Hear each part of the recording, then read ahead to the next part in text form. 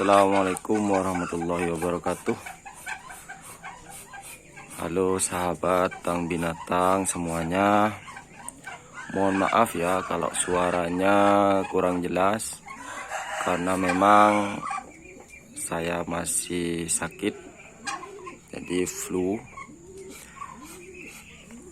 Untuk kali ini saya akan membahas tentang pakan hijauan ya.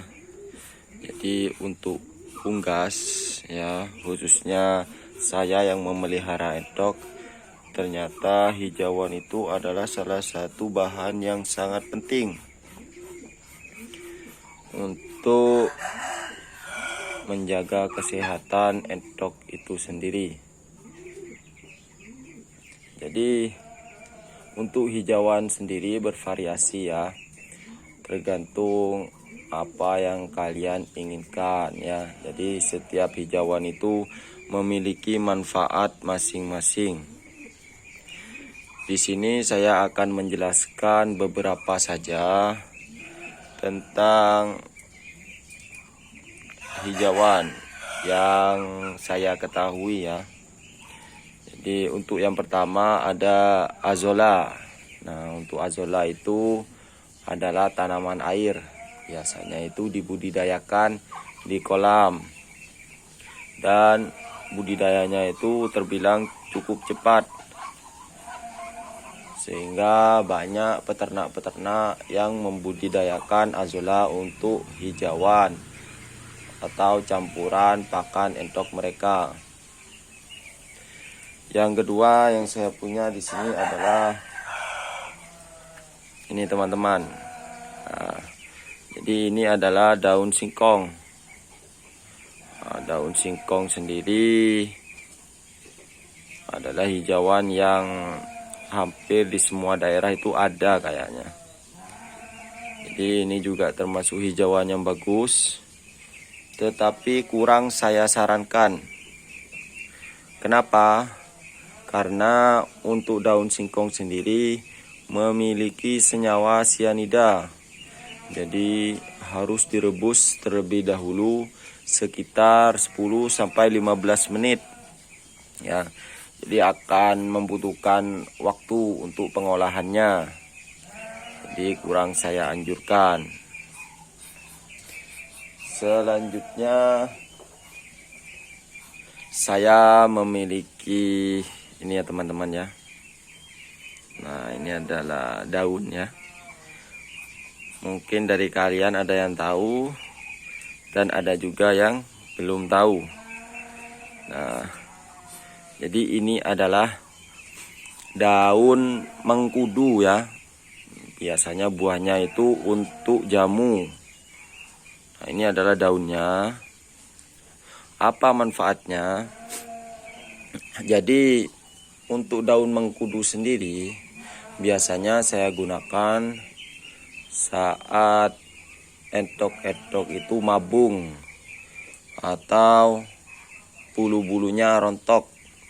Biasanya mereka itu akan berhenti bertelur, berhenti produksi selama kurang lebih sekitar 2 bulan. Nah, biasanya setiap harinya saya berikan campuran pakan daun mengkudu. Fungsinya apa? Yang pertama ya untuk kesehatan ya, untuk kesehatan, karena memang butuh hijauan juga untuk entok. Yang kedua adalah ini sebagai perangsang telur, teman-teman ya. Jadi yang saya baca-baca, yang saya riset dan yang saya praktekkan selama ini, daun mengkudu memang memiliki manfaat sebagai perangsang telur. Jadi agar tidak terlalu lama kalian menunggu untuk entoknya berproduksi kembali. Nah, ini juga termasuk daun yang mudah didapatkan dan gampang ya. Mungkin setiap daerah hampir ada daun mengkudu. Berapa banyak Bang biasanya? Nah, Kalau saya sendiri tidak membatasi ya. Jadi biasanya saya hanya memakai kurang lebih 5 lembar daun setiap pemberian pakan. Jadi kalau pemberian pakan 2 kali sehari berarti 10 lembar ya. Pagi 5 lembar, sorenya 5 lembar. Itu sudah cukup buat saya. Alhamdulillah penggunaan daun ini bisa mempercepat entok saya waktu mabung atau bulunya rontok dulu, sehingga entok-entok pun cepat berproduksi.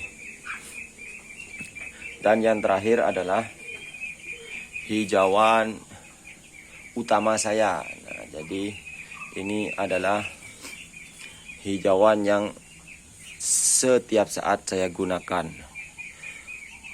Apa itu? Nah, ini teman-teman. Ini ya. Ini yang di video saya sebelumnya sudah saya haluskan. Jadi ini adalah hijauannya ya. Ini adalah daun pepaya.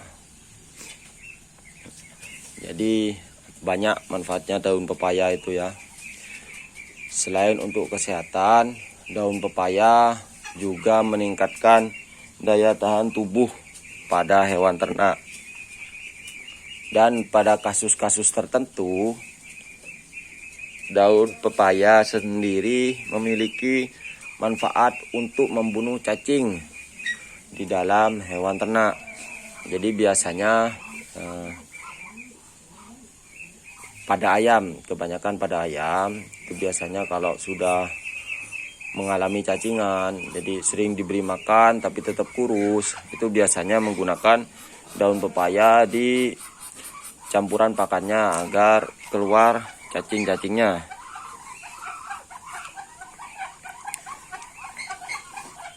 Selain itu, daun pepaya juga memiliki manfaat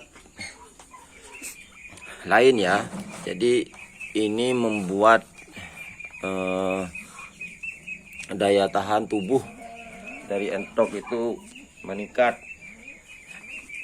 Jadi tidak masalah entah itu cuaca dingin, cuaca panas.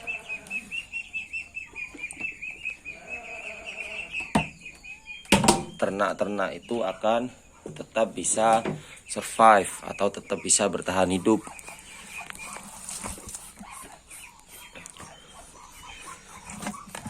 Selain itu juga daun pepaya itu mudah sekali didapatkan ya. Jadi karena daun pepaya sendiri memang jarang sering digunakan oleh manusia. Yang sering digunakan malah buahnya. Jadi lebih gampang nyarinya. Terutama di pohon-pohon pepaya yang tidak memiliki buah.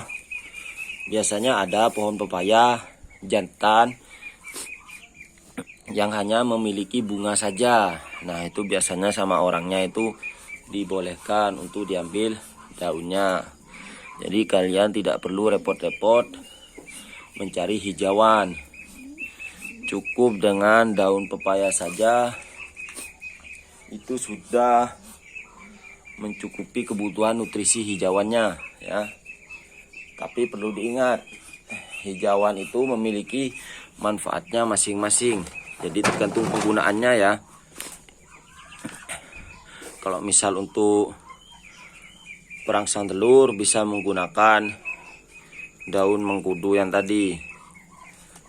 Tapi kalau hanya sekedar hijauan penambah nutrisi, itu bisa menggunakan daun pepaya. Karena itu adalah daun yang mudah didapatkan. Sebenarnya masih banyak hijauan yang bisa digunakan, misalnya kedebong pisang, daun pisang.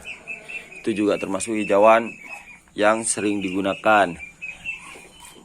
Tapi karena memang untuk daun pisangnya sendiri bisa dimanfaatkan untuk hal yang lain, misalkan untuk pembungkus makanan, makanya saya lebih cenderung memilih daun pepaya.